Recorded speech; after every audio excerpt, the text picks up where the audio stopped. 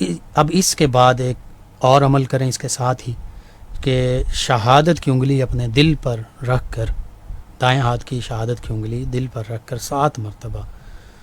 سورہ ہود کی آیت مبارکہ، یہ غالباً 12ویں پارے میں ہے، اس کی آیت مبارکہ 112 یہ پڑھیے،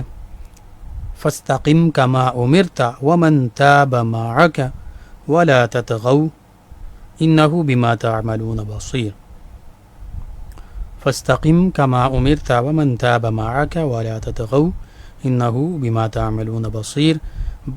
یہ سورہ ہود کی آیت مبارکہ 112 دل پر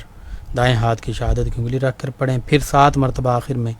یا قویو یا قویو یا قویو پڑھ کر دل پر ہاتھ پھیریں،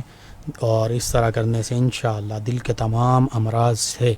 شفا مل جائے گی۔ تو بالکل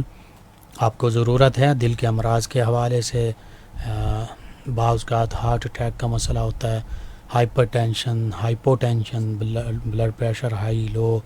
اختلاج قلب اور مختلف دل کی گھبراہٹ، یہ معاملات ہوتے ہیں۔ میڈیسن کے ذریعے بھی علاج ضرور کروائیے، وہ بھی سنت نبوی ہے، اور اس کے ساتھ ساتھ یہ روحانی علاج بھی لازمی کیجیے۔